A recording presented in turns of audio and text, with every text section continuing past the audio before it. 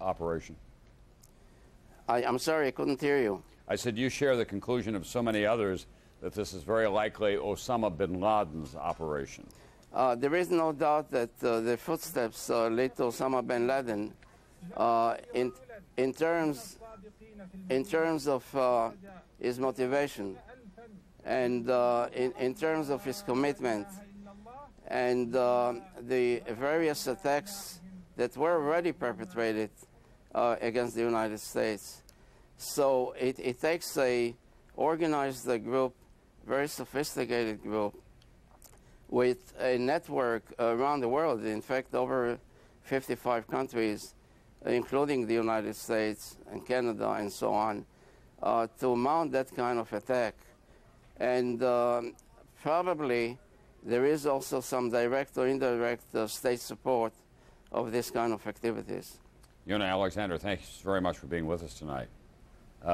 We want to get an update now on America's airline situation, and for that matter, its private airplane situation. All planes in this country have been grounded. That has not happened in the 100-year history of aviation in America, and they probably will remain grounded through tomorrow. Let's get a report now from NBC's aviation expert, Robert Hager. The delay will also give officials more time to prepare for a major crackdown on security. Sweeping searches of airports and empty planes using explosive-sniffing dogs. Clearing garages too close to terminal buildings where there'll be no parking from now on. Tougher searches of passengers and carry-on bags. No more curbside baggage check-in. Even plastic or metal knives banned from airport stores or concessions. And a temporary hold on carrying mail in passenger planes. The post office adding more trucks in the meantime.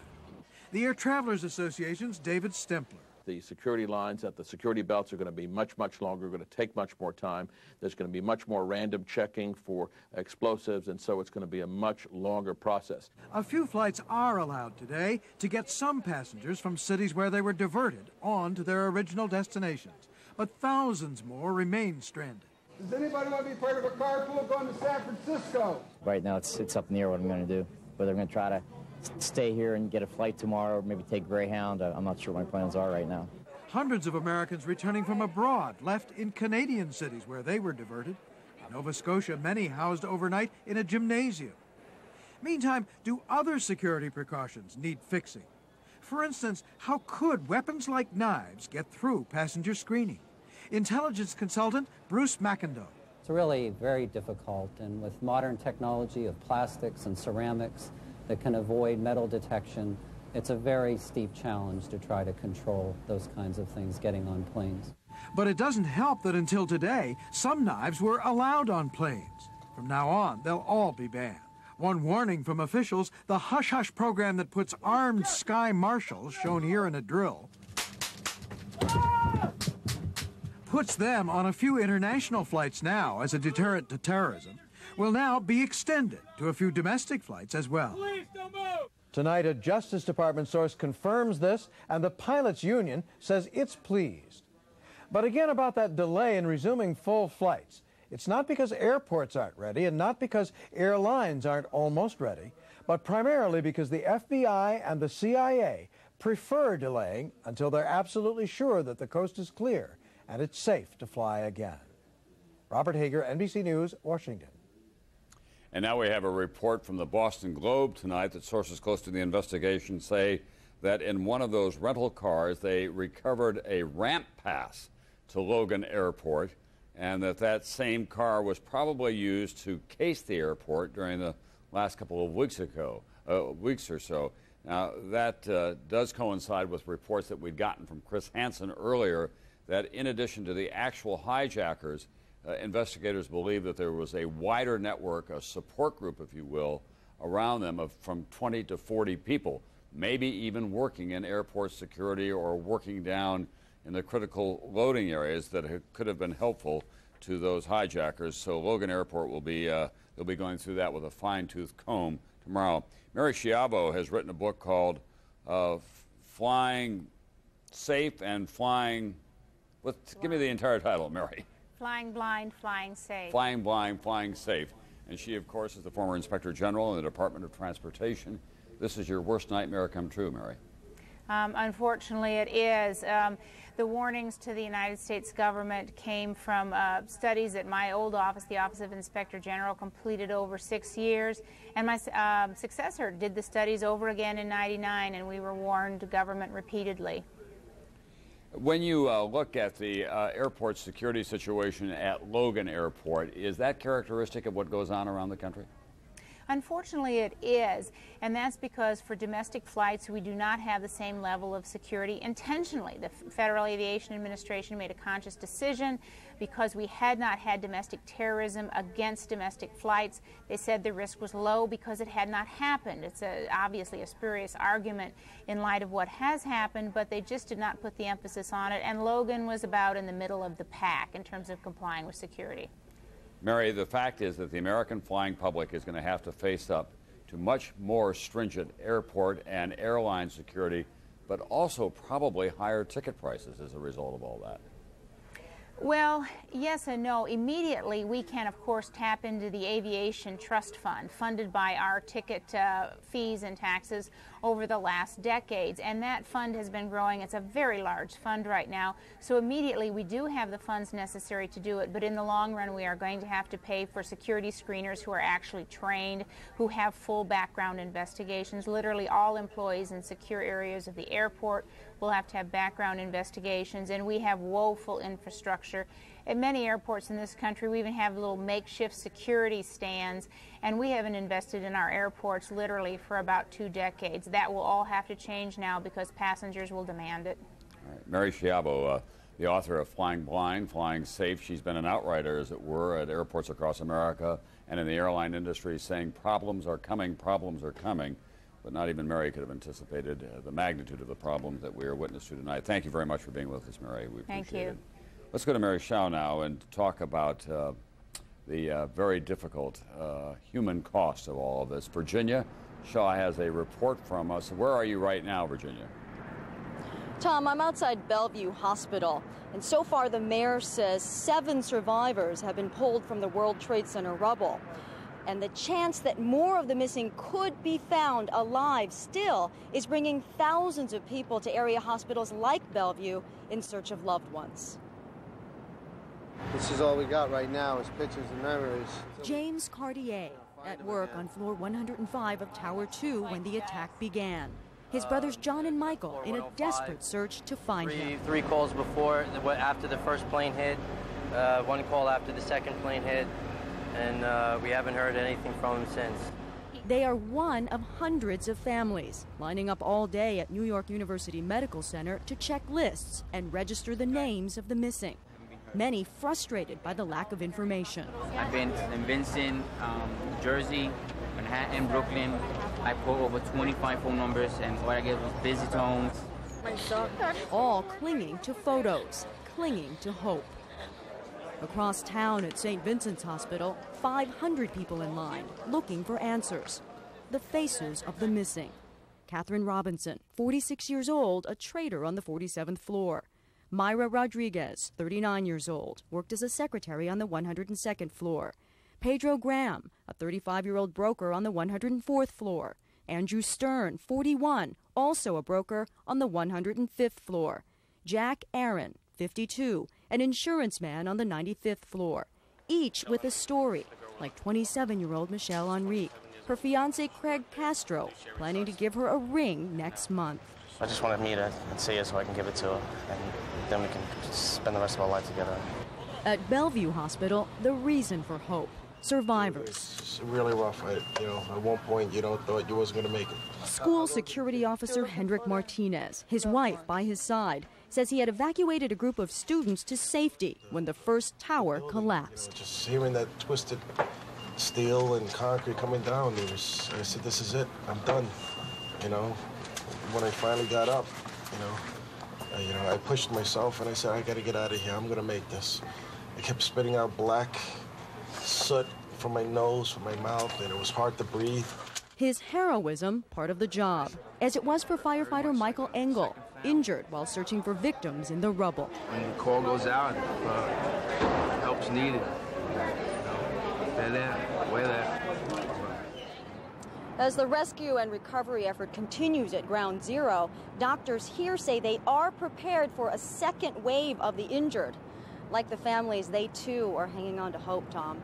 Thank you very much, Virginia Shaw, tonight at Bellevue Hospital Center here in New York. And it's a heartbreaking story. So many of these families wandering from hospital to hospital with pictures of their loved ones and calling everyone that they know. And of course, the hope diminishes with every passing hour. Dateline's Dawn Fratangelo also spent this day with some of the most heroic people in New York City firefighters, and she filed this report for us tonight.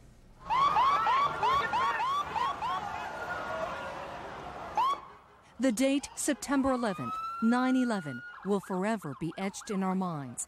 It's eerie to think that hundreds of people were probably dialing that date, 911, after the first plane slammed into the World Trade Center.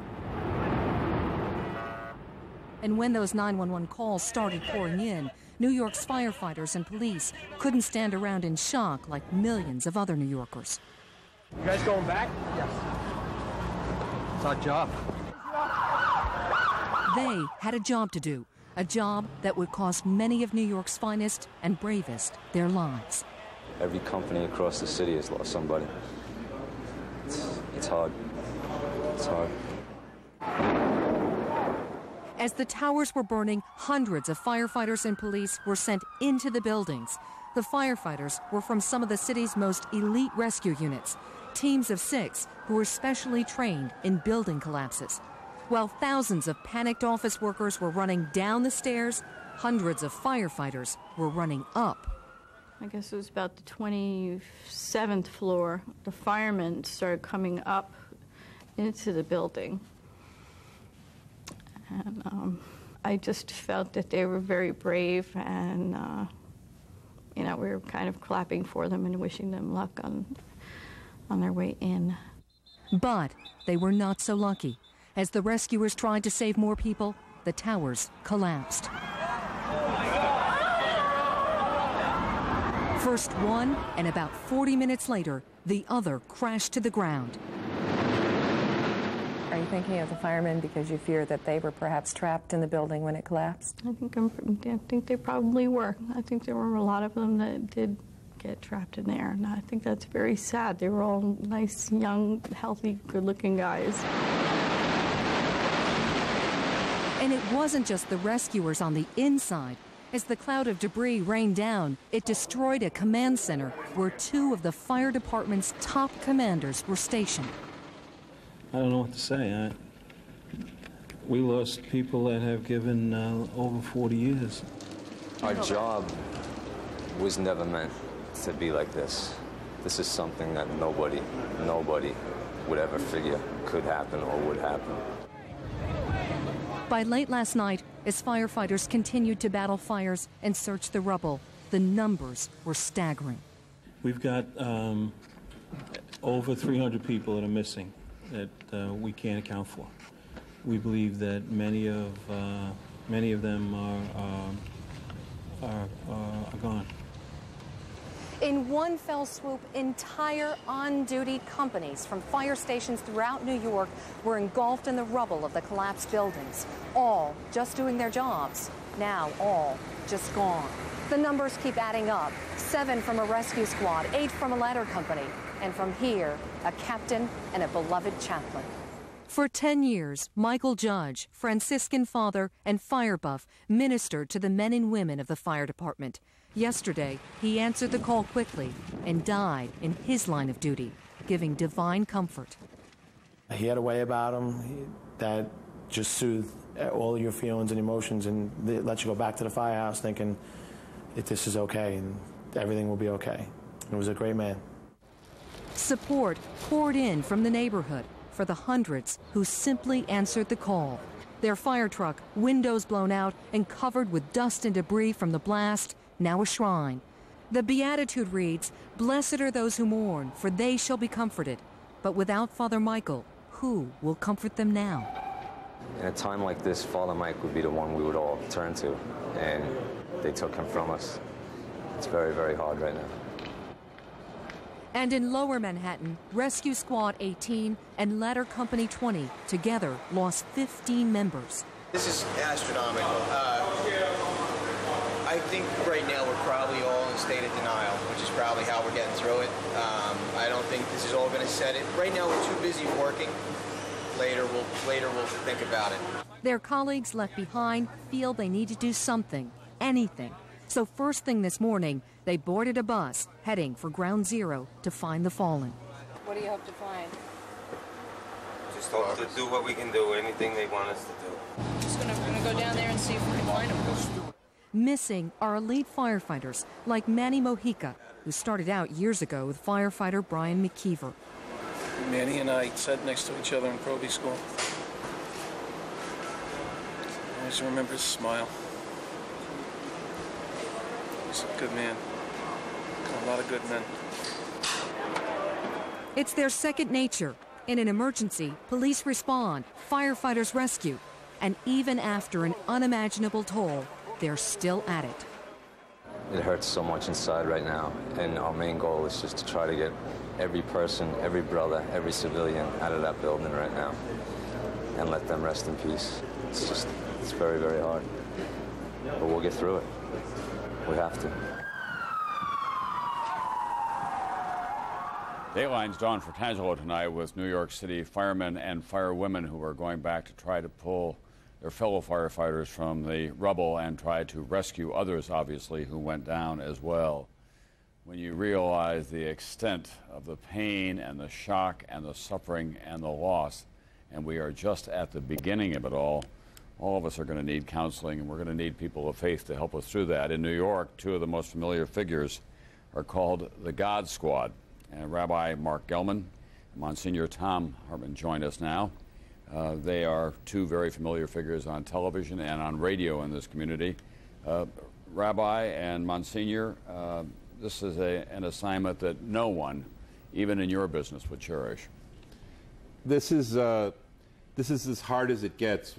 Tom and I were asked by the governor to do the service for TWA Flight 800. It was the hardest thing either of us had ever done, and even though we're not directly involved in any ceremonies here, this is far worse. The overwhelming enormity of this is given flesh and blood and substance by the piece you just did. My dear friend, Rabbi Joseph Potasnik, is the Jewish chaplain for the fire department, and he knew Father Judge and Father Mike, and they just consecrated a firehouse in the Bronx, and he gave a sermon that day about how we should all love each other while we have each other, because we don't know how long that'll be. Monsignor Hartman, I was at St. Patrick's Cathedral today, which all day long people were lighting candles and sitting either together or in solitude in the pews there. That must be going on in every parish in the greater New York City area, and my guess is across the country. There's a real need to turn to prayer, to turn to God, to turn to community, to turn to goodness. A while ago we experienced Oklahoma City, and that area of the world that knew so much tragedy responded in a way in which people gathered around each other, they healed each other, they did it medically, they did it spiritually, they did it as a community, and the whole world embraced that community. That's what I pray will happen in New York City, that this will be something that will unify us. We already see so many events being canceled. If you walk through New York City, you don't see as much activity as usual.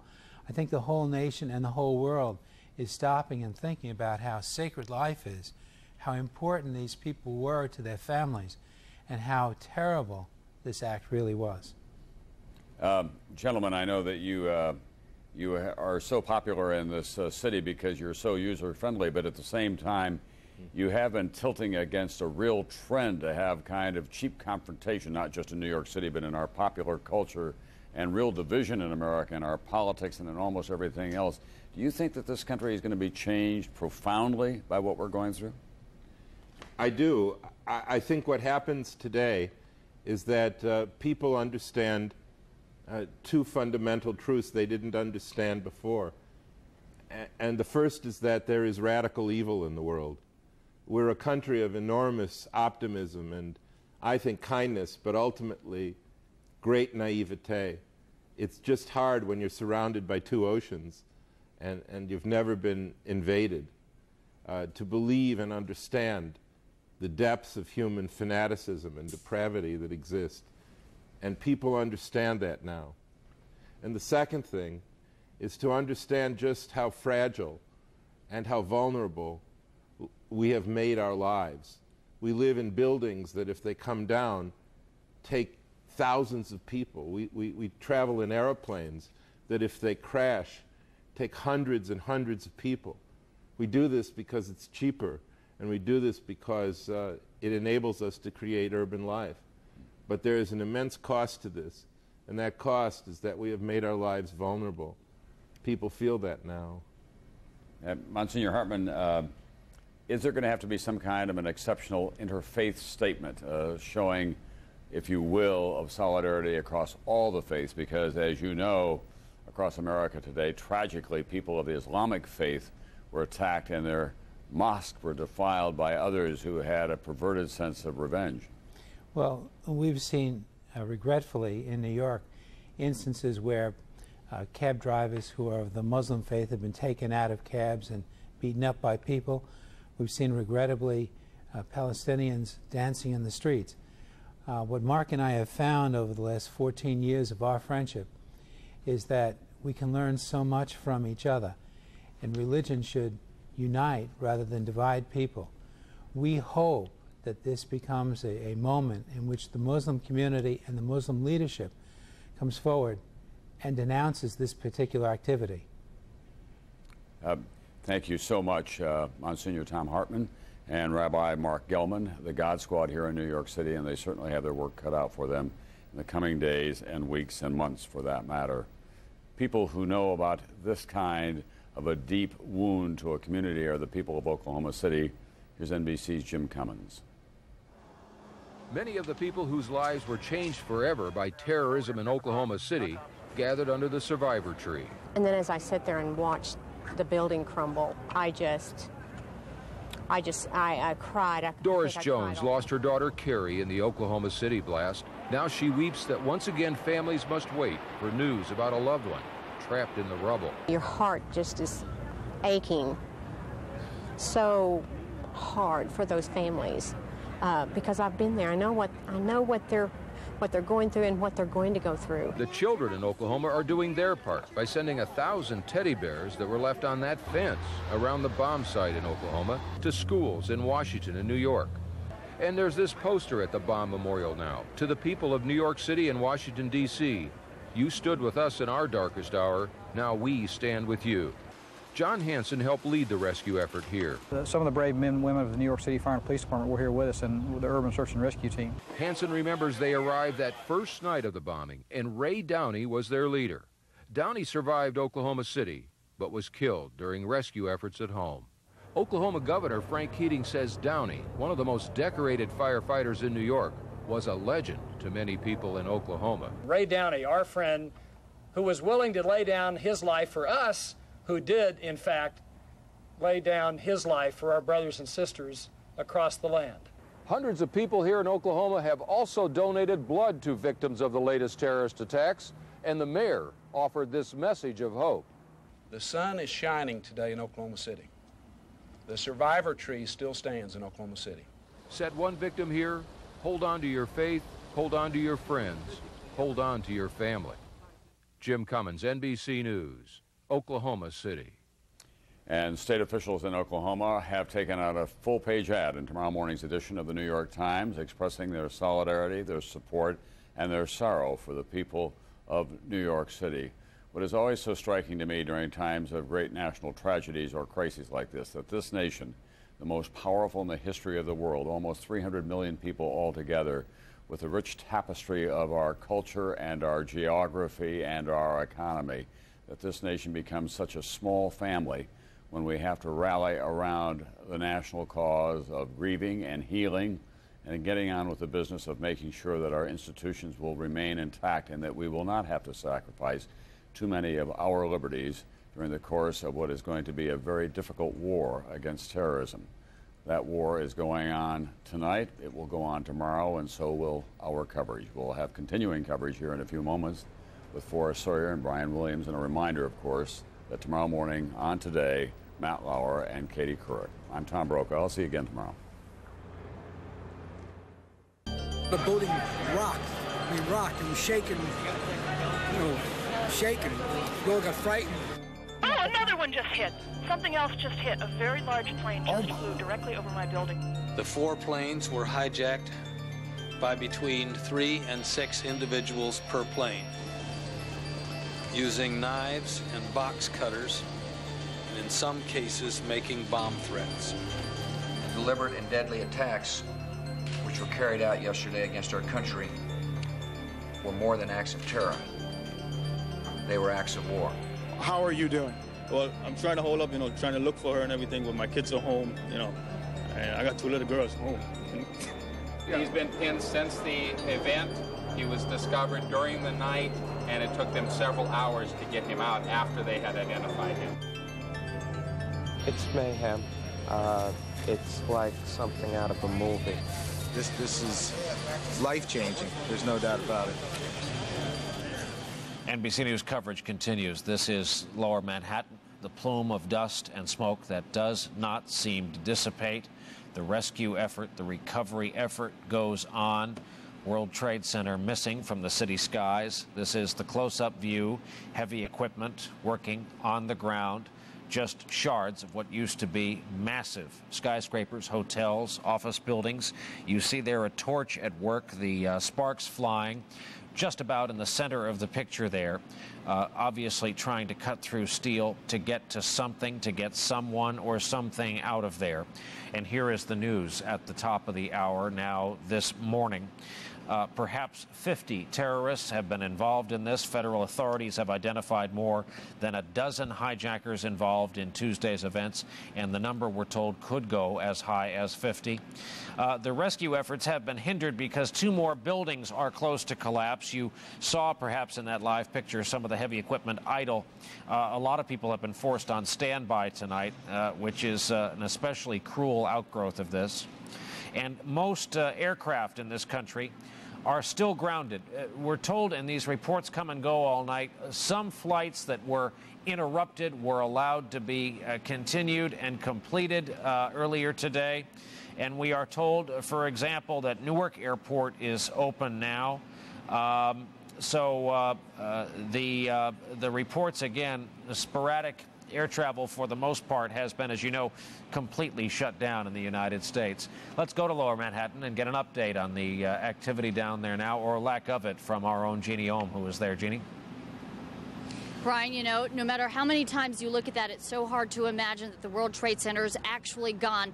Now, from our vantage point, it would look like the smoke is dissipating, but that's just because there's been a shift in the wind. It's now blowing more northeastward, and in fact, that's why you're not seeing a lot of people around here wearing their masks, because the smoke, at least in our particular area that we're standing, it's not as burning, it's not as penetrating in the nostrils right now. Now, I just talked with a Department of Transportation supervisor, and if you pan over there, you can see how the dump trucks are all lined up. Well, it's not because the work has come to a standstill. You alluded to the fact that they're cutting steel. What they're trying to coordinate right now is to get the bigger dump trucks in so that they can pull out those large steel beams so that rescuers can get even closer. They say it's a lot easier to move the concrete pieces once they get the steel beams out of there. So yes, the work is continuing, but what they're trying to do is coordinate getting the big trucks in so they can get the big pieces out first. Now, the firefighters, they keep getting new reinforcements. They tell me that they're sort of on a 24-hour shift. They're working 24 hours straight, then taking a break, and they don't mind these long hours because they know that their colleagues are in there. They will do whatever it takes to try to make sure that they get to whoever might still be surviving out underneath that rubble. Now, you had mentioned that Mayor Giuliani had requested 6,000 body bags. And of course, no one out here wants to even venture a guess how high the death toll will actually climb. But that is a grim reality that people face out here. The people who go into Ground Zero and come out, they say the same things over and over again. And they don't even want to describe what they're seeing. They say this is something no one should ever have to see in their lifetime. And in fact, earlier, Lester in his piece had shown that someone said that this is a war zone, and that's exactly what they're describing at this time. And again, the activity, even though it seems to have tapered off at this point, it doesn't stop. Volunteers are still coming in. This is such a massive rescue effort that they want to make sure that everything is coordinated, and they're coordinating hundreds of trucks out here, countless personnel. So it does seem like it's a time-taking process, and time is, of course, of the essence, but they are working as hard as they possibly can to try and recover more survivors. I do want to point out earlier and mention about search and rescuers saying that it is possible for people to survive. I want to point out, though, they say that there are several variables involved in that. One, of course, is that as long as there are no injuries, and they also point out a person needs to be psychologically tough. That's crucial to survival, that if someone is in there, that they don't panic, that they know that help is around them, that they're able to stay calm and knowing that rescuers are doing everything that they can to get to them. Jeannie Ohm, thank you, Jeannie Ohm, for that report tonight from Lower Manhattan. Not far from there, New York's Bellevue Hospital, we have two guests standing by who are on a very special and emotional mission. They are Karen Wiley and Michael Rassweiler, and I hope I've gotten the names right. Michael, your father, and Karen, your father, Roger Rassweiler, an employee in Tower Number 1, has been missing. Tell us your story of the last 24 hours. It's been very long, very hard. Every time we see it on TV, it gets worse and worse. But we have hope. And we thank everybody out there who's calling and who's praying and sending all your positive thoughts, and we really appreciate it. We've been getting a lot of phone calls, though, so please only call if you have any information, if you've seen my father, if you know where he is. The phone lines are getting tied up, and it's getting hard to get that information through, so Understood. Please only call if you have something that you can give us some information as to where he is. We've been walking around New York all day. We had 300 flyers we've been putting up and passing out to every fireman, every police officer, every hospital, every doctor, everyone and everybody in the city has been so kind to us, and we really thank you. Tell us a little bit about your dad. What did he do, and for whom, and when was the last contact with him? He worked for Marsha McLennan, insurance. I believe it's an insurance. I'm not real sure. He was in the office. He left a message with a friend at 8:40, so we know he was there. I spoke to him Monday night, but that was the last time I talked to him. And what floor did he work on? He was on the 100th floor. On the 100th floor. Okay. And Yeah. was the tower, forgive me, the tower he was in, was it the one struck first or second by the jet aircraft? The one that got struck first. It was Tower Number 1. Okay, so that we do know there were some people who were able to get by the spot that was hit in Tower 1, and everybody has a different story. What about co-workers, associates, peers of his at his place of work? How many, as a percentage of them, Michael, have been heard from? We saw a couple on the street that were from his company. We just happened to run into them. We were all around the city today. We had 300 flyers, like my sister said. We have 300 more made at the house, and as soon as we're done with this, we're going back to get them, and we're coming back here. Now, we're gonna hang the rest of them up. In your travels, I've been told that I haven't seen this firsthand. A lot of families are out there like you. Someone told me there's a television news van outside one of the hospitals that is covered in homemade posters just like yours, other families looking for their dad, mom, sister, brothers. And I bet you've run into a lot of people doing this very same thing you're doing. Yes, and we're all trying to comfort each other through it. I understand. We're all going through the same thing. It's amazing, though. I've came to this city for years, and I can't even emphasize how much we're like so appreciated that everybody's being really cool about this, so and kind to us. I've never seen anything like this. All right. And I really hope that I don't again. Well, we will help you and hopefully just have in getting the word out, and especially in saying to people this is really not a good time to needlessly tie up their phone line and their voicemail. You see the numbers there, a Jersey number, a Jersey exchange. Just call if you do have information. If you've seen this man, their father, and Karen and Michael, good luck, and our thoughts and prayers. Thank you. I'd like to say one more thing, if that's all right. Sure. I just want to say, Dad, I love you wherever you are. I have faith in you. I'm never going to give up, and I'm not going to leave this city until I find out an answer. Michael Rasweiler and his sister Karen Wiley. Thank you both, and good luck to you both. Thank you. This is the kind of thing we've been covering all day long. The same thing visible in Washington tonight. Though the situation a little bit different there. We've had a little bit of good news tonight. The death count estimate at the Pentagon upgraded by the Secretary of Defense, Donald Rumsfeld, from a figure of close to 800 to a figure closer to 150, and we're sure hoping that that's a more accurate figure. This is a candlelight vigil.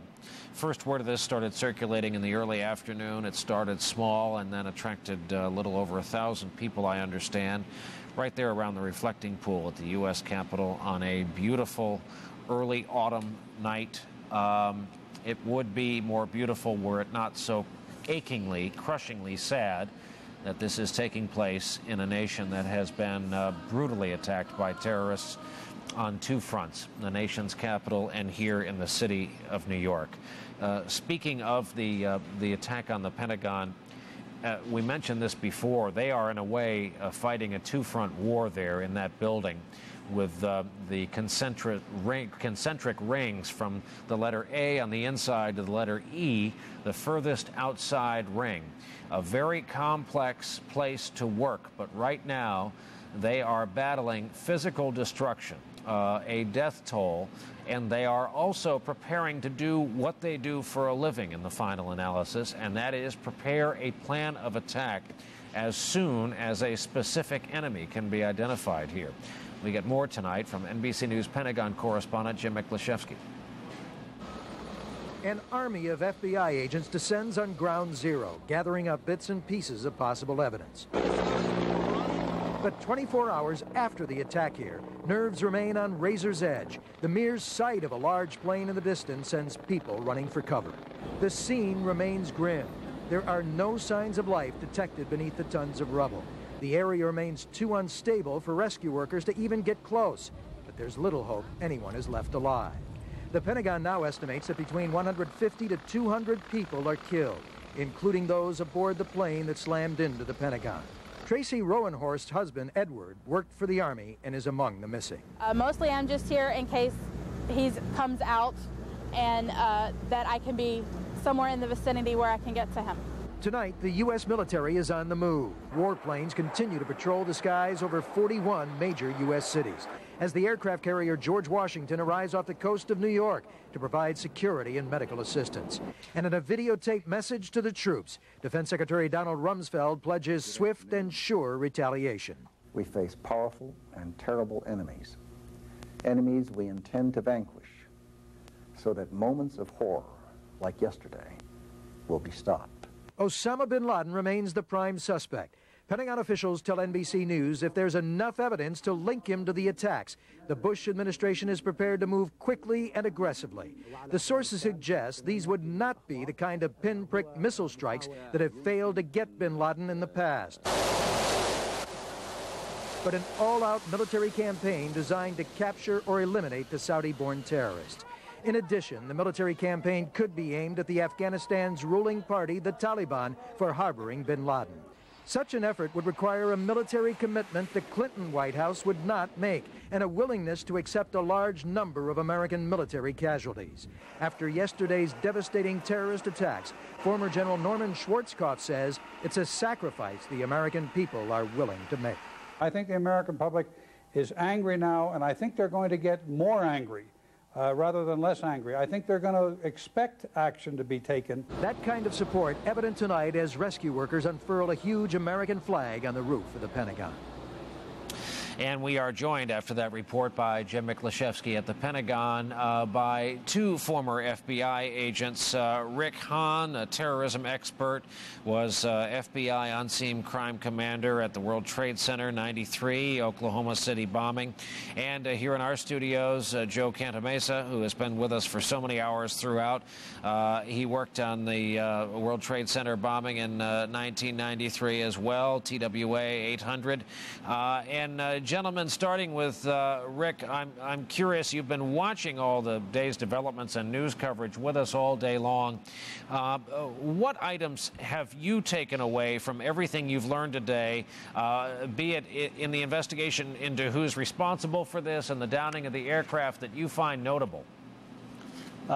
For one thing, when you look at the comments of Attorney General Ashcroft, the fact that there's 4,000 agents involved in this investigation, that's nearly 40% of the agent population of the FBI. It's an incredible dedication of resources. And I think that the results that you've already seen, the fact that they've been able to identify some of the hijackers themselves, identify their associates, have tracked down where they, some of them at least got training in flying large aircraft, is pretty incredible and significant steps in identifying exactly who were involved in this conspiracy overall. Joe, same question. Clearly, as was pointed out, a significant commitment to resources. My concern on the level of resources and the information that's going to be gleaned from those investigative efforts is that they compile that data in the proper information systems and make sure that we have a total accounting of what actually goes on, because it's going to be covering a lot of areas and interviews conducted by a lot of agents. Now, Rick, this is a tough question to ask because the FBI has been having problems. How good are they in the aircraft accident investigation business? Well, I think the FBI is certainly second to none in terms of aircraft investigations. We have worked regularly with the FAA and NTSB in any air crash around the world that involved a U.S. carrier or U.S.-built aircraft, assuming that the host government would let us in. So we've been at this for years, and all over Europe, South and Central America, in terms of looking at aircraft, helping them go through their protocols of putting them back together. And we've always been brought in to look at the explosives damage look for the explosives damage, I should say, to the aircraft to determine whether or not it was a criminal act, as we did in Pan Am 103, just to give you an example. Joe, you and I talked about this question last night for the benefit of those viewers who perhaps weren't with us. It's a question of jurisdiction. Who is the lead agency? Is it always the FBI? Who's got the power here? Well, clearly, crime aboard an aircraft is an FBI jurisdiction. It's almost an exclusive jurisdiction. And the FBI is really the only organization that has the charge and the responsibility to handle this entire domestic investigation, as well as extend through our legal attachés to any other country that there is some cooperation. Rick, when you look at the terrorism picture as you know it around the world, is it intimidatingly broad, or to you guys who deal in that world, is it finite? Are they known characters? Elusive, but known characters? I think that it's largely known characters. Where we run into problems, of course, are cultural problems a lot of the time in different countries, where we may suspect somebody is involved at, say, a lower degree than the actual perpetrators or suppliers of money or weapons. And the governments in those countries are sometimes somewhat reluctant to cooperate. They, of course, have to conduct the investigation in those countries. We cannot independently go in on sovereign soil and conduct our own investigation. So getting the cooperation sometimes can be difficult, and we have to coax that out of some of these governments. But overall, I think we know who most of these people are. Joe, do you have any concerns about civil liberties, specifically the kind of hyped-up air there is in this country right now? For good reason, but it would be unfair if that were aimed indiscriminately at, say, all Arab Americans. Well, certainly the FBI and the federal law enforcement communities in general adhere very closely to the Constitution, protecting everyone's rights, and only conducting those intrusive measures, electronic surveillance, pursuant to court order and proper authorization. Now, I think that's not going to be violated. That's not going to be skipped. I think hopefully we'll not hear so much from the privacy advocates right now while the government and the community is trying to really get moving on collecting what information may still be out there relative to these particular acts. And Rick, this final question may sound eerily like the "we always get our man" slogan back in the 50s and 60s, but we have called this an elaborately, some would say meticulously planned out effort to hijack these aircraft, to use them as flying bombs, weapons, really. It is a novel idea in its execution. But we are finding things left behind, calling cards, in rental cars, hotel rooms. It, I suppose, doesn't matter much that we know the identity of suicide bombers, people who are now dead men. But if it speaks to those who pressed the buttons and launched this attack, could it turn out that this was actually, in the details, a sloppy job? I don't think we're going to find that it was a sloppy job. What I do think we will find, however, is that it was probably extremely broadly supported. As they're saying in the current reports, the number of co-conspirators may run as high as 50. That may be even a low estimate. What the FBI is doing at this moment, and will continue to do for the next months, will be to reconstruct each identified hijacker's past history for the past days, weeks, and months preceding the event here, and in so doing, hope to identify co-conspirators that aided and abetted in carrying out these acts. Now, Joe, I have heard opinions all over the map, and Rick just touched on this, as to whether or not this is state-sponsored or a powerful cell of individual actors or one person with some help. What's your early read on this? Well, only whether it's state-sponsored or not, there are indications that certainly lean in that direction. There are some things that just aren't typically compliant with Osama bin Laden's methodology and his purposes. But I think we're going to find out that at the very least there was some collective effort with probably his participation and support and the use of multiple cells, obviously covering quite a few cities. Joe, if I gave you at-large status and made you a special actor within the Bureau and told you, go pursue whatever interests you about this case as an investigator, what would you go look into first? Well, because I happen to have grown up in the electronic surveillance arena and know the value of records that, in fact, are out there, I would put a significant amount of resources into identifying and collecting, compiling and analyzing all of the data that supports those points that Rick mentioned before. What is the history of these perpetrators? Where have they been and who have they been associated with? Rick, same question. I have to go with Joe on that. That's how we find out exactly how they operated, who they relied on, where they went to get the resources that they needed to put this together, including the intelligence resources about how the aircraft industry operates in emergencies and security at the airport, things of that nature. It's going to come from those records and their associates.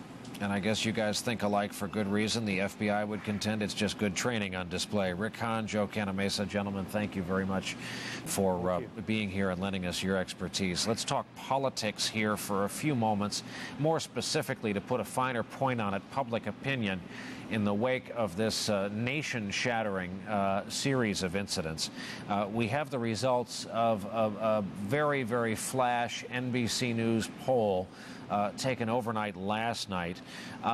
Let's start with Tuesday's attacks when compared to Pearl Harbor, and what respondents have said and some reasons why or why not these numbers are where they are. 66%, two-thirds of respondents believe that what happened this week is more serious than Pearl Harbor. And while in the view of any sober historian, it may well be, keep in mind the following things. So few people these days are of age to have taken in both incidents, truly realized the scope and gravity at the time of Pearl Harbor. As someone pointed out here tonight, Pearl Harbor was a black and white attack and was not near as vivid as what we have seen over and over, repeated in the kind of television videotape wallpaper we've been seeing. And as a pollster pointed out tonight, Hawaii was not even a state, so people did not feel the same type of American intimate connection as the targets in New York and Washington. Secondly, a question on the president's handling of the crisis. By most critical evaluations, he has set the right tone and done the right things once the situation settled down after some fairly anxious moments, mostly in the media and mostly yesterday. The approval rating 80 to 8. A quite overwhelming number there, as it's early in the conflict, and we've been pointing out over and over the American people are known for the reservoir of goodwill they grant chief executives when things turn south.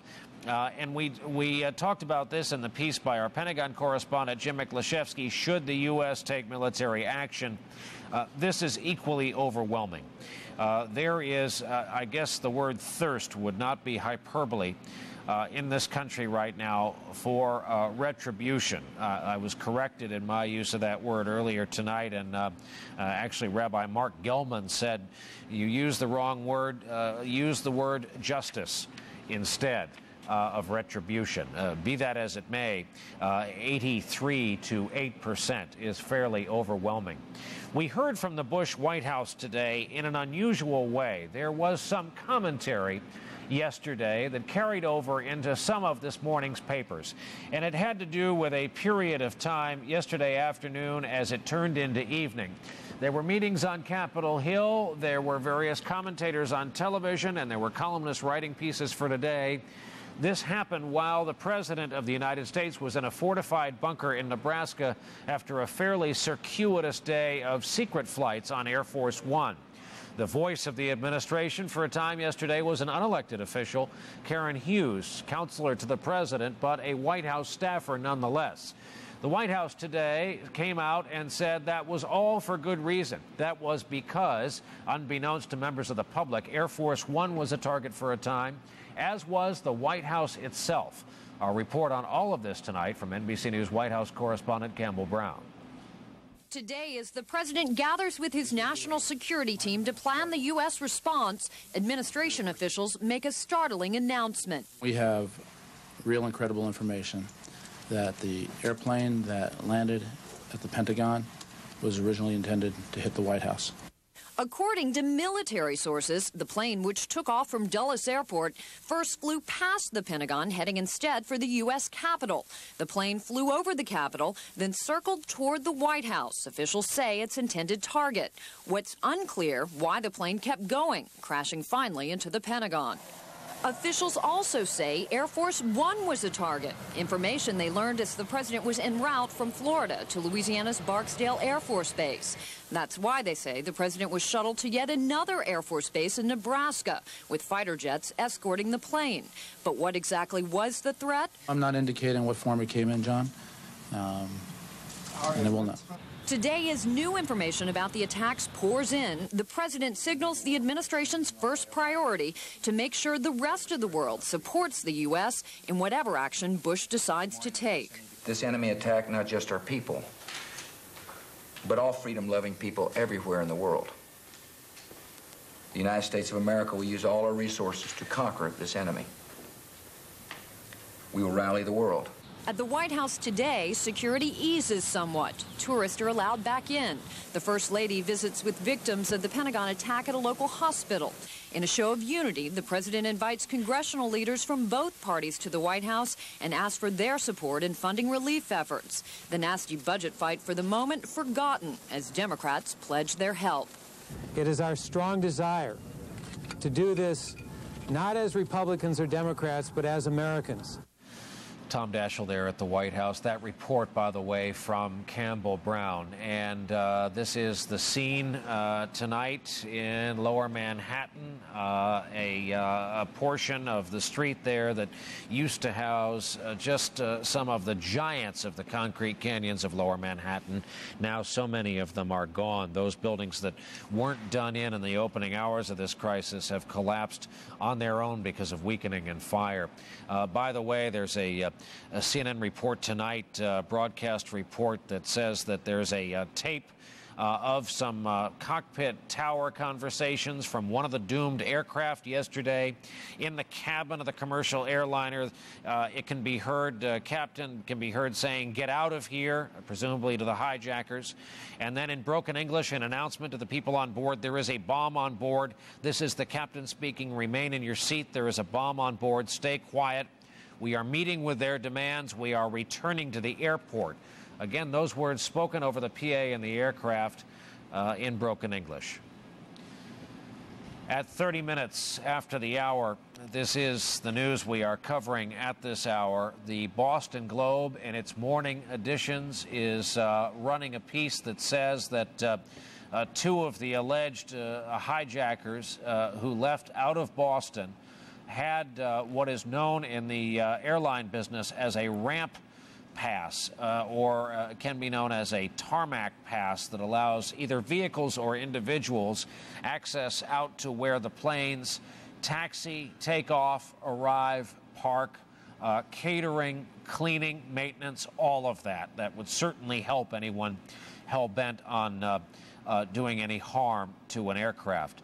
The EPA has tested air from the plume at the World Trade Center, that kind of permanent cloud we showed you even tonight, the one in the graphic up in the upper left there.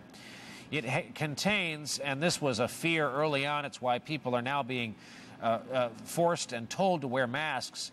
It contains elevated levels at the crash site of asbestos, but the plume itself contains little asbestos. We've had Con Ed main breaks and pipe breaks before in New York, and the asbestos levels have been just horrific. And that white dust evidently does contain asbestos, and of course can be fatal if inhaled in high doses over long periods of times into the lungs. And the financial markets, a story our colleagues over at CNBC have been covering so aggressively over this two-day period. The New York Stock Exchange may open as early as Friday, no later than Monday. They may decide to just go ahead and take the weekend. This is already the longest period of time on what were previously scheduled trading days that the market has been shut down. This sets a kind of sad American record. It is part infrastructure. Some of the circuitry is shot, gone, fried. It is partly because physically people can't get down to their offices. Remember, firms like Goldman Sachs, Morgan Stanley, for instance, is now missing 50 floors of office space. A lot of so-called back office operations were located down at the World Trade Center and that surrounding neighborhood.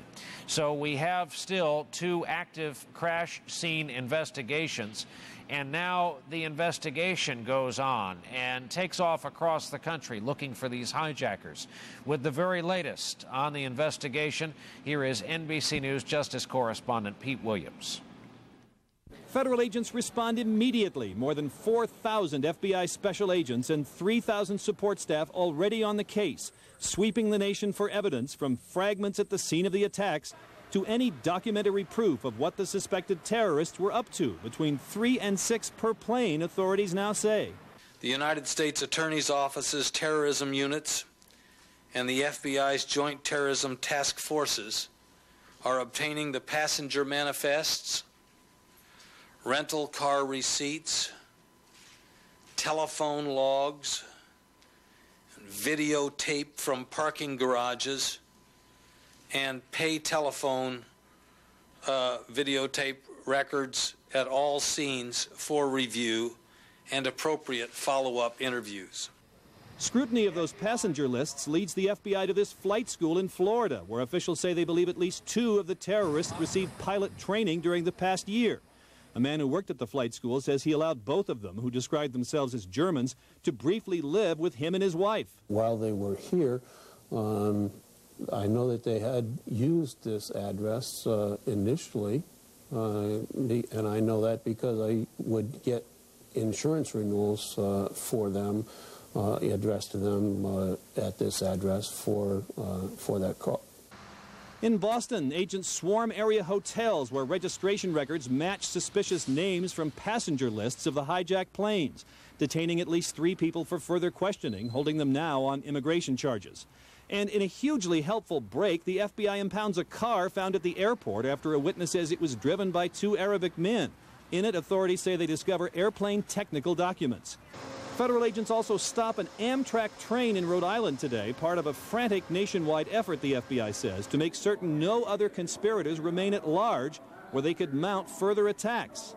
Our first effort is to identify any associates in the United States who might be related to the hijackers and to remove those associates, investigate, and arrest